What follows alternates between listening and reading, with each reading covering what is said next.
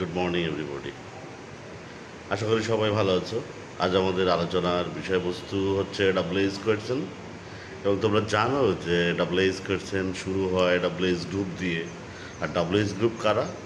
হু, হুম, হুস, হোয়াট, হুইস, when, where, why এবং হাউ। যে সমস্ত প্রশ্ন শুরুতে আমরা এই ডাব্লিউএইচ গ্রুপের কাউকে না কাউকে পাবো, সেই সমস্ত প্রশ্নকে আমরা বলবো ডাব্লিউএইচ কোয়েশ্চেন। ডাব্লিউএইচ কোয়েশ্চেনের গঠন দুই রকম। একটা হচ্ছে অ্যাসার্টিভ গঠন, যদি ডাব্লিউএইচটা সাবজেক্টের জায়গায় বসে। আরেকটা হচ্ছে ইন্টারোগেটিভ গঠন, যদি ডাব্লিউএইচটা সাবজেক্ট বাদে অন্য কোথাও বসে। প্রশ্ন অ্যাসার্টিভ এবং ইন্টারোগেটিভ দুই গঠনে হতে পারে, কিন্তু উত্তর অবশ্যই হবে অ্যাসার্টিভ গঠনে। Let's move.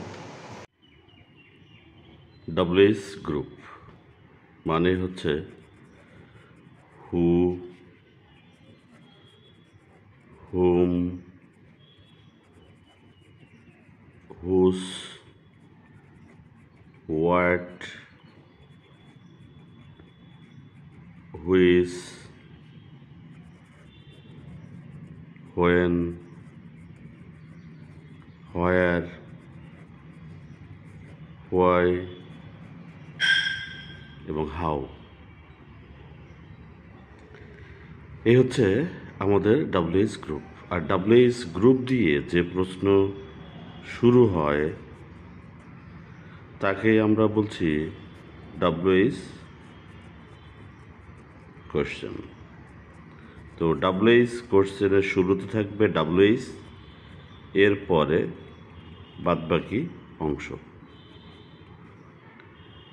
এই প্রশ্নটাকে আমরা বলছি ডাব্লিউএইচ কোয়েশ্চেন। অজানা কোনো তথ্য জানার জন্য আমরা এই ডাব্লিউএইচ কোয়েশ্চেন ব্যবহার করে থাকি। যেমন হু আর ইউ,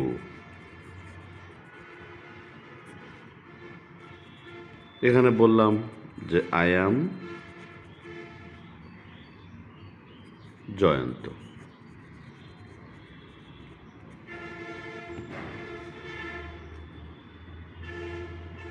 তো এখানে এই হু এর উত্তর কিন্তু জয়ন্ত হচ্ছে।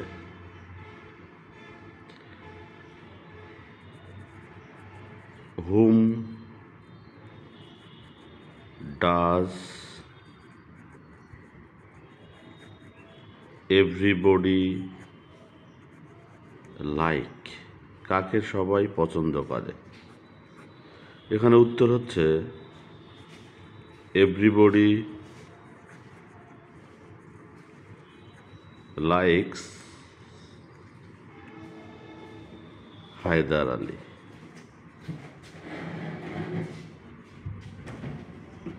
এখানে হায়দার হচ্ছে হুমের জায়গায় পড়ছে। ডাব্লিউএইচ যদি সাবজেক্ট হয়, ডাব্লিউএইচ যদি সাবজেক্টের জায়গায় বসে, সেক্ষেত্রে এর পরে ফাইনাইট ভার্ব থাকবে।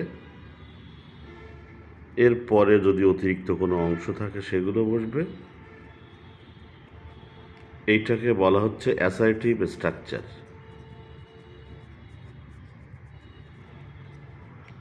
অ্যাসার্টিভ স্ট্রাকচার, অ্যাসার্টিভ স্ট্রাকচার মানে হচ্ছে সাবজেক্টের পরেই ফাইনাইট ভার্ব।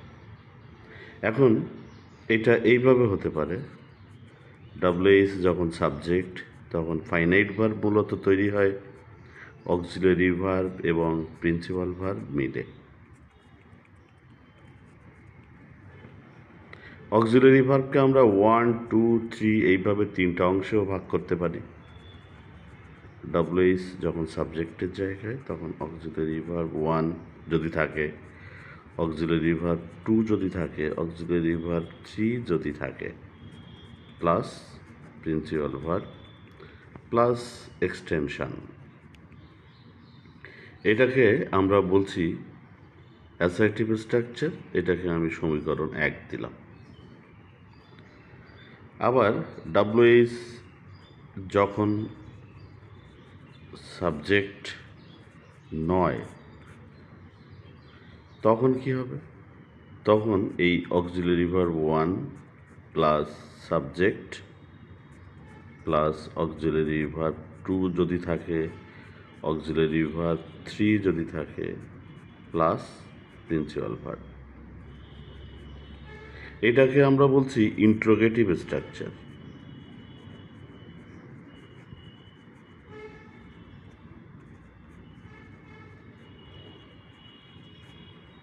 এইটা সমীকরণ 2।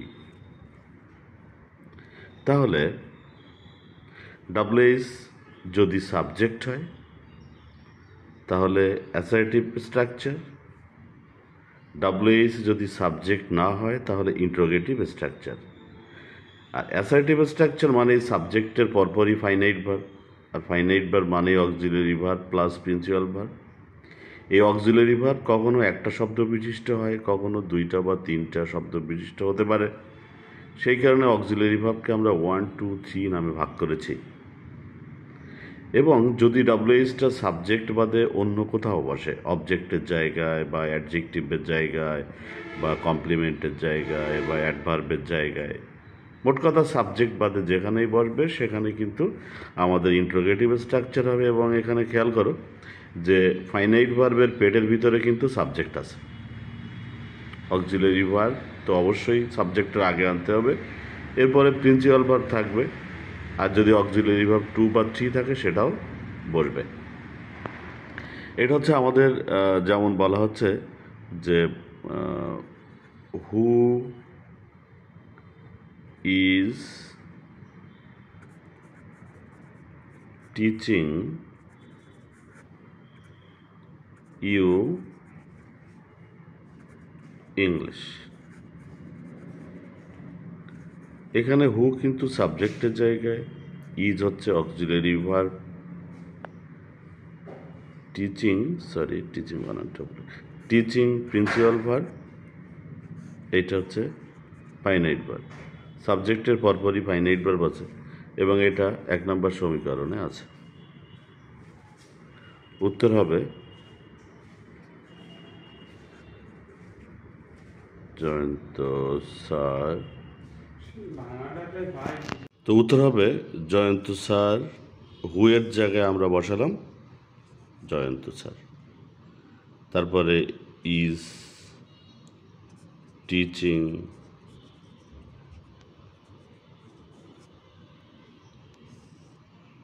Finite verb. ইউ, এখানে প্রশ্নে ইউ আছে, প্রশ্নে যদি সেকেন্ড পার্সন থাকে উত্তর হবে ফার্স্ট পার্সন। তো জয়ন্ত স্যার ইজ টিচিং, এখানে আস হবে অথবা মি হবে ইংলিশ। খেয়াল করো গঠনের কিন্তু কোনো পরিবর্তন হয়নি, কারণ ডাব্লিউএইচটা সাবজেক্টের জায়গাতেই আছে। যদি ডাব্লিউএইচ সাবজেক্ট বাদে অন্য কোথাও বসে তাহলে কিন্তু ইন্ট্রোগেটিভ গঠনে প্রশ্ন হবে। যেমনটা বলছিলাম যে এখানে যে আমাদের ডাব্লিউএইচ যদি যখন সাবজেক্ট নয় তখন ইন্ট্রোগেটিভ গঠনে প্রশ্ন হবে। ইন্ট্রোগেটিভ গঠনে একটু প্রশ্ন দেখি। মনে করো যে when will you go home, কখন তুমি বাড়িতে যাবে। এখানে হোয়েন কিন্তু সাবজেক্ট নয়, তাহলে সাবজেক্ট হচ্ছে ইউ এবং উইল হচ্ছে অক্সিলারি ভার্ব 1, গো হচ্ছে প্রিন্সিপাল ভার্ব। এই উইল গো মিলেই কিন্তু ফাইনাইট ভার্ব এবং সাবজেক্টটা বসে আছে কোথায়, ফাইনাইট ভার্বের পেটের ভিতরে। হোম হচ্ছে অ্যাডভার্ব। তো কখন তুমি বাড়িতে যাবে এটা কিন্তু 2 নম্বর সমীকরণে আছে। উত্তর হবে কিন্তু সবসময় অ্যাসার্টিভ গঠনে। তাহলে উত্তর কি হবে? উত্তর হবে ইউ, যেহেতু প্রশ্ন সেকেন্ড পার্সন আছে উত্তর হবে ফার্স্ট পার্সন আই অথবা উই, এটা সাবজেক্ট। ফাইনাইট ভার্ব হচ্ছে উইল গো, তো আই এর পরে এবং উই এর পরে কিন্তু শ্যাল বসে। উইল দিলেও অসুবিধা নাই, তো I shall go finite verb. প্রশ্নের থেকে আরও নিচ্ছি home, I shall go home, এটা আমি প্রশ্ন থেকে নিলাম। এখন হোয়েনের উত্তর, হোয়েন কিন্তু অ্যাডভার্ব, অ্যাডভার্ব বাক্যের যে কোনো জায়গাতে বসে। তো আই শ্যাল গো হোম, আমি বাড়িতে যাব, যদি বলি যে টুমরো, এটা কিন্তু অ্যাডভার্ব, আগামীকাল যাব। আমি হোয়েনের উত্তর এখানে টুমরো দিয়ে দিলাম। তাহলে when will you go home, কখন তুমি বাড়িতে যাবে? উত্তরে আমি বললাম যে I shall go home tomorrow, অথবা we shall go home tomorrow. তো এটা অ্যাডভার্ব ছিল, প্রশ্ন ছিল অ্যাডভার্ব, উত্তরও কিন্তু আমি দিলাম অ্যাডভার্ব দিয়ে, এবং এটা অ্যাসার্টিভ গঠন, তার মানে সমীকরণ 1। অতএব সর্বশেষ কথা যেটা বলা হচ্ছে যে প্রশ্ন হতে পারে দুটো গঠনে, একটা হচ্ছে অ্যাসার্টিভ, আর একটা হচ্ছে ইন্ট্রোগেটিভ গঠনে।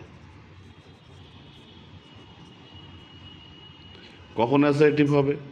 যখন ডাব্লিউএইচ সমান সাবজেক্ট হবে।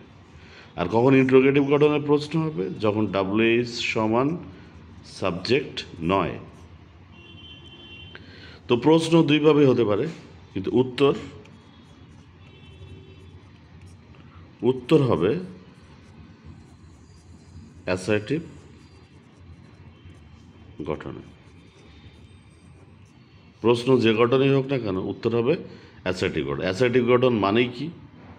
সাবজেক্টের পরে ফাইনাইট ভার্ব, তারপরে অন্যান্য অংশগুলো বসবে। তো এই হচ্ছে আমাদের প্রাথমিক ধারণা। আগামী ক্লাসে আমরা কিভাবে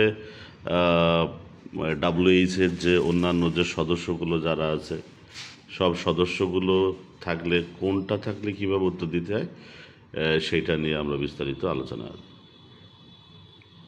সেই পর্যন্ত সবাই সুস্থ থাকো, ভালো থাকো, ধন্যবাদ।